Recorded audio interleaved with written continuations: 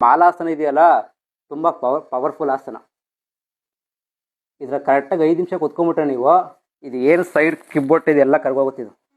Main motion ಚೆನ್ನಾಗಿ ಹೋಯ್ತು ನಿಮಗೆ ಅಂತ ಅಂದರೆ ಎಲ್ಲ ಆರೋಗ್ಯ ಚೆನ್ನಾಗಿರುತ್ತೆ ಅಂತ. ಮೋಷನೇ ಒಳಗಡೆ ಉಳ್ಕೊಂಡ್ರೆ ಮತ್ತೆ ದೇಹ ಕೆಟ್ಟೋಗುತ್ತಲ್ಲ. ತುದಿ ಮ್ಯಾಟ್ ಹತ್ರ ಇಡಬೇಕು ಆಯ್ತಾ. ನೆಕ್ಸ್ಟ್ ಮಾಲಾಸನಕ್ಕೆ ಬರಬೇಕು. ಓಕೆನಾ. ಇದೆಯಲ್ಲ ಇದು ನೀವು ಈ ಬಾತ್ರೂಮಲ್ಲಿ ಕುತ್ಕೊಳ್ಳೋ ರೀತಿ ಬೇರೆ, ಈ ಮಾಲಾಸನ ಮಾಡೋ ರೀತಿ ಬೇರೆ.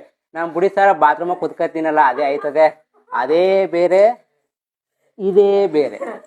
ನೆಕ್ಸ್ಟು ಈ ಮೊಣಕೈಯಿಂದ ತೊಳೆಯ ಭಾಗವನ್ನು ತೆಳ್ಳಿ, ಎಷ್ಟು ಸಾಧ್ಯ ಆಗುತ್ತೆ ಅಷ್ಟು ಅಗಲ ಮಾಡ್ಕೊಳ್ಳಿ.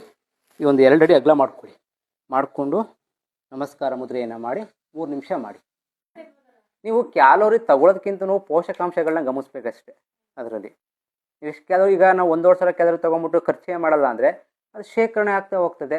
ಗಾದೆ ಇದೆಯಲ್ಲ, 9 ತುಂಡವ ಯೋಗಿ, 2 ತುಂಡವ ಭೋಗಿ, 3 ತುಂಡವರು ಹೋಗಿ, 4 ತುಂಡ ಒತ್ಕೊಂಡು ಹೋಗಿ ಅಂತ.